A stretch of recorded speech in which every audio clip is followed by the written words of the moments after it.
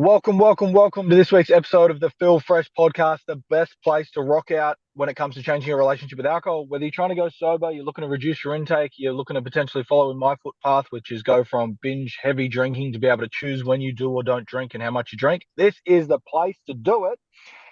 Last week, we talked about the four quadrants to creating long-term change that must be addressed, especially the four quadrants that need to be attended to or looked after when it comes to a full spectrum development, an integral, a holistic approach at change.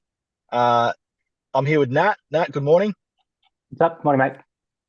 Uh, Mate, we want to dive straight into it today because today's probably the first or second time we're actually running off the back of last week. Now, you unfortunately missed out on last week, I know, and I know. is in. It was one of our best, Oh, makes sense. mate. And I know you're a really big fan of full spectrum develop. I know Mm, that you absolutely love that approach to real mm. depth in regards to the holistic view at life, as opposed to this little cookie cutter. Here's a program, should work. If it doesn't work, something's wrong for you. Um, and mate, today we're diving into, which we've never shared on this podcast, and I'm fucking G'd about it, which is the process of understanding that some things might break as you start to Mm. heal, some things might break as you start to change your relationship with alcohol. And I kind of want to hand it over to you because you were sharing this concept with our Drink Less Feel Fresh members in our rebuild community about a year ago. Mm. Uh, I'm just going to hand over to you, mate. Give us an insight. If someone's looking to change their Sure. relationship with alcohol, and a lot of the time people are painting this, it's going to be fantastic. You'll start feeling great. You'll start feeling fresh. You'll Yeah. start all the positives, and then you sometimes see a lot of individuals who start to experience discomfort, overwhelm. Hang on a second, what's going on here? Now Mm. my relationship's on the Mm. rocks. Why now I don't want to do this work that I'm in anymore? Can you explain to us the process of Yeah. understanding that things break as you're healing and the cleanup process that you've discussed before? Yes.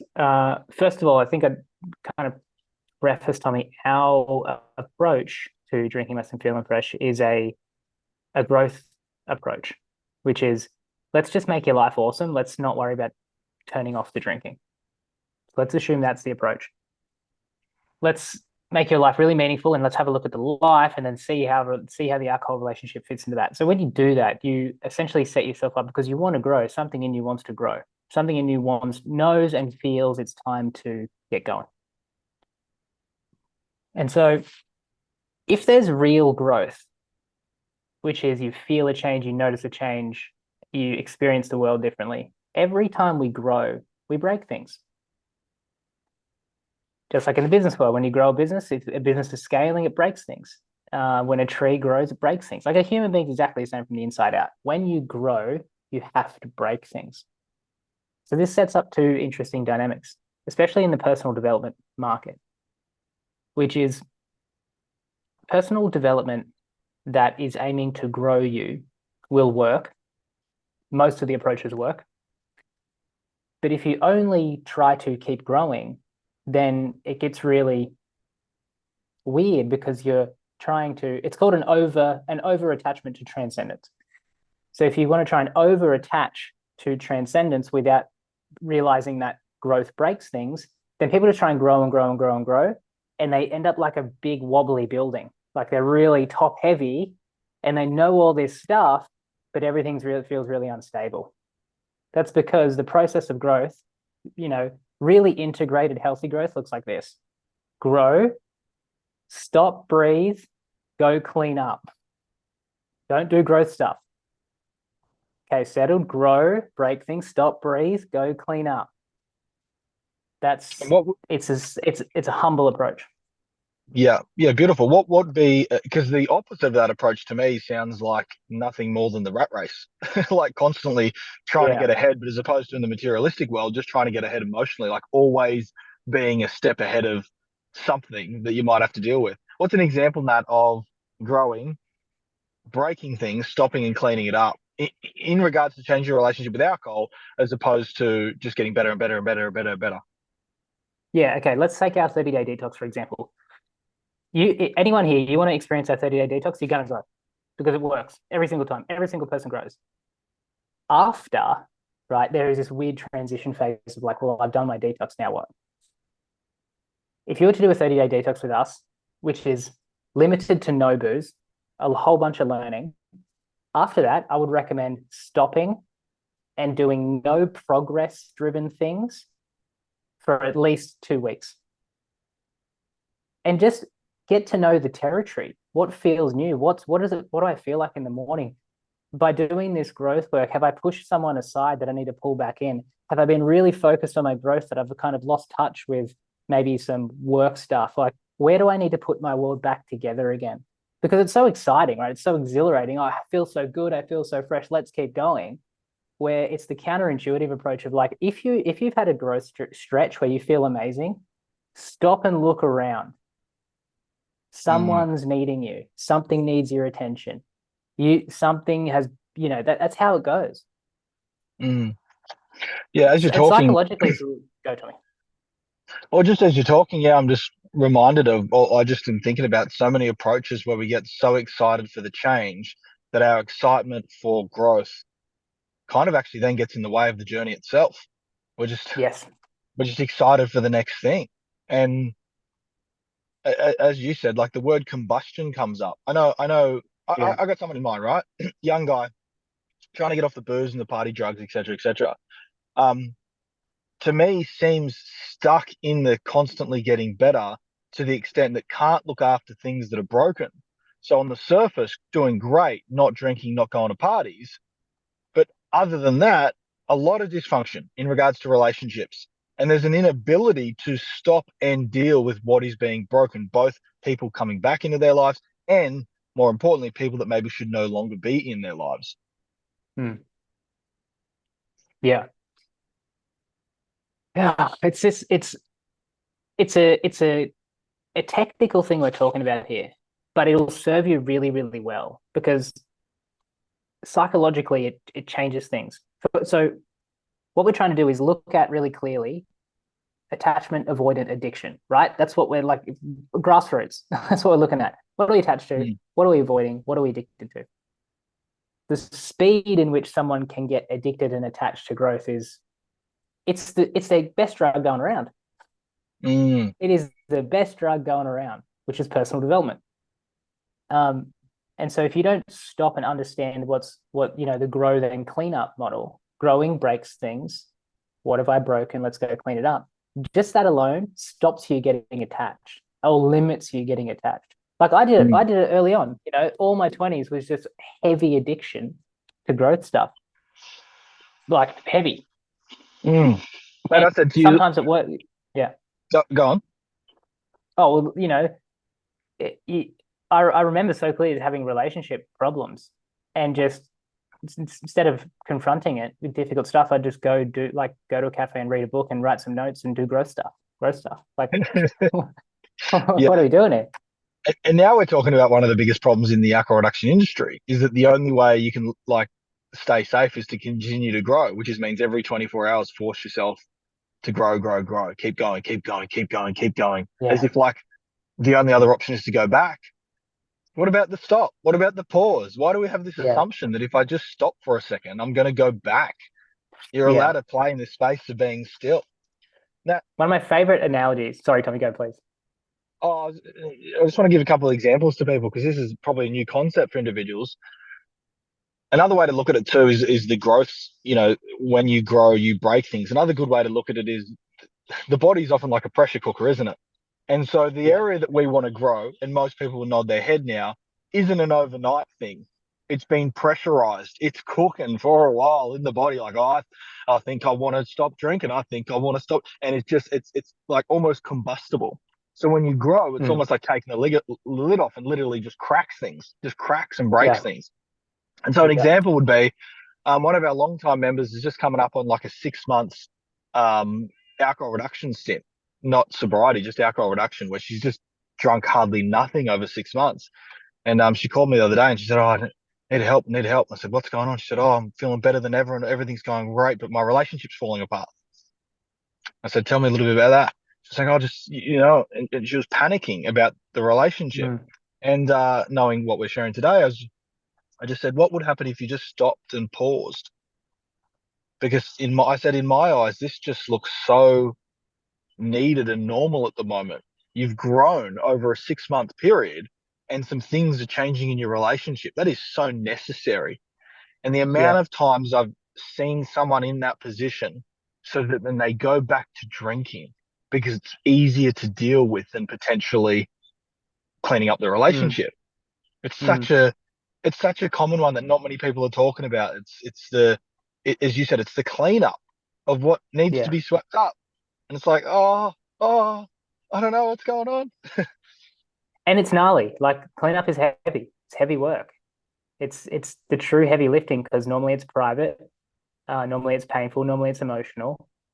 Uh, and it's one of those really fiddly things that if you go get external support, it kind of stops the process, which is the real gnarly side of growth. Like it's the side of growth that no one really wants to talk about because it's gritty, gritty stuff where our culture says always go get support if you're, feeling emotional. Where in this world, you kind of want to aim to build the tolerance to do the opposite.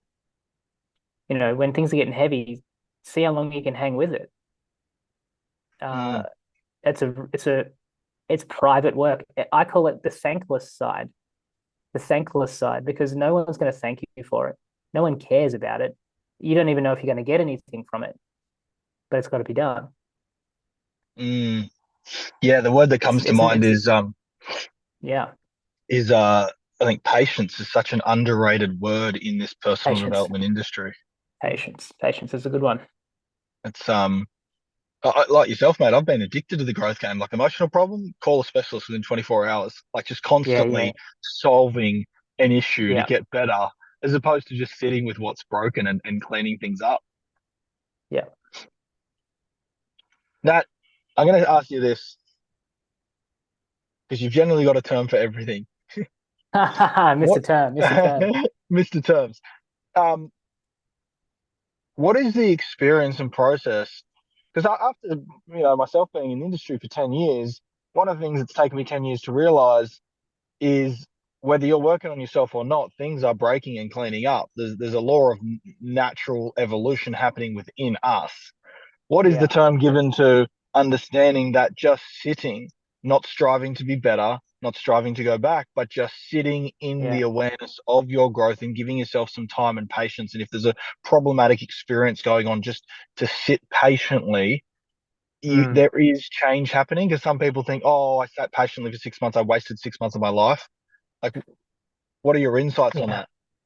yeah. I'll use a really nice metaphor is um, when we have a kind of psychological attachment to the growth stuff, then it's like we're climbing a set of stairs. It's just it's 1 foot after the other. It's up the stairs. Let's go. Next one, next thing, next thing. And it can be psychologically exhausting, mentally exhausting. When the more a deeper truth is that the liberation drive or the growth drive, let's call it the growth drive, is inherent in nature. It's what causes trees to grow towards the sun. It's what causes everything to keep doing its thing. When you realize the metaphor is we're not on a staircase, we're on an escalator. And so, give me 2 seconds. Sorry, I've got to get that. I'll be back. Yeah, too easy. I'll take over because I'm understanding what Nat's sharing is the personal development industry will often lead you to believe that you've got to take it one step at a time.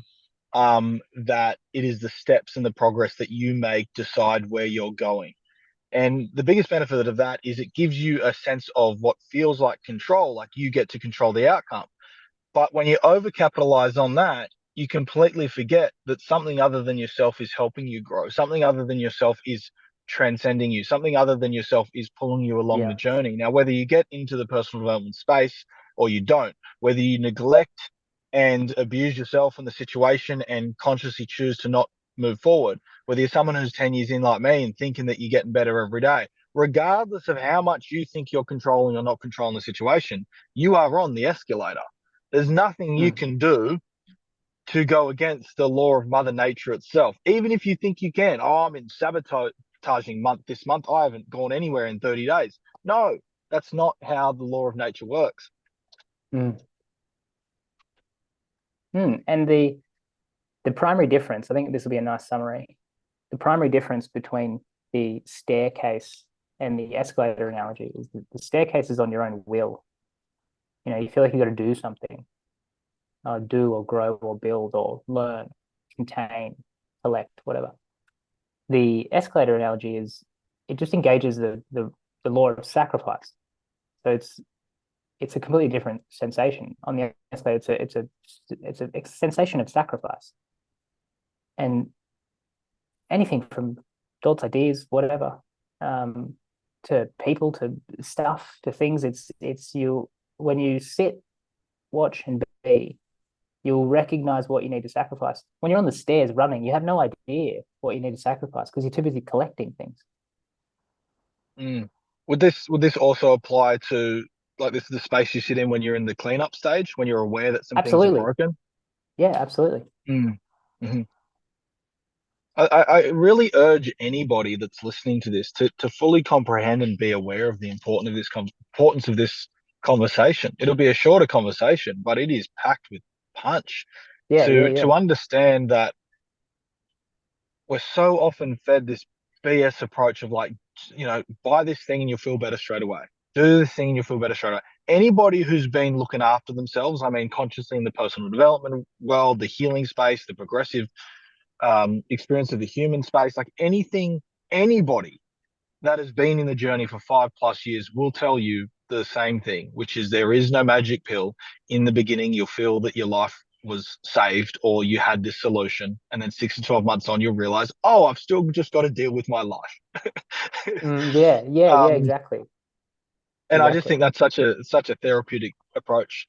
So for anybody that's listening to this and you're changing your relationship with alcohol, anybody, please be aware that the more you grow and heal, the more things are going to break. And that is a healthy thing. You've got to break and dismantle and deconstruct your world in different ways. That is how growth works. As Nat said, that's if someone saws a tree in half, they can see how many broken rings had formed into new rings to understand how old that tree is. Like, things break inside for the external and the outer to grow. Sit, bring a lot of patience to yourself. Notice that you don't need to keep growing every day. Um, be aware that some things are going to happen in your world that you may not have realized. And I want to share this, Nat, Yeah. because this is really important, because this is going off the back of last week. And for anyone that's listening to this thinking, well, okay, what does this have to do with last week? When you look at the 4 quadrants of full spectrum development, and if you haven't listened to that, just go back and watch last week's episode after this because you're going to love it. Mhm. Is realize that when you're working on a different area of life, you'll start crushing it in that area, but other areas of life will start to feel like they're falling apart or slipping away, and that's completely okay. So you might be Mm. looking at the biological and physical quadrant of, I'm no longer putting the toxicity of alcohol in my body for 30 days. And then you might start to experience some relationship dysfunction. Yeah. You might feel like your emotional world goes to shit. You might be thinking, well, hang on, what's going on? I'm not drinking. I'm feeling more anxious and overwhelmed than ever. And so please be aware that, whilst you're focusing on one area, it might feel like other areas could be breaking, and that's okay. That anything to add onto that part regarding the No, four quadrants? no, no, I think it's perfect. I think, obviously we can't do our work without it now. Once you do, the bigger territory you get, you can't kind of shrink it down. So alcohol, we know, touches every single quadrant in very unique ways. Mm,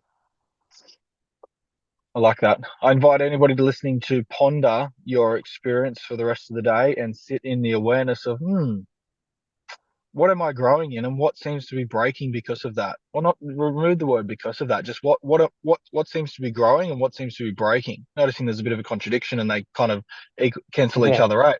But it's a great frame. I think I've been sitting in it, a lot last year. It was like, things going really well in these areas, and feels like these things are breaking over here. Mm. Here's to drinking less and feeling fresh. Here's to change your relationship with alcohol. Have an incredible day. Nat, see you same time, same place next week. For anybody that wants to catch up on these, please head to Drink Less Feel Fresh on Spotify or head to YouTube drink less, feel fresh, and you can catch all of our recordings. Otherwise, yeah, we'll see you same time, same place next week. Done. Bye for now.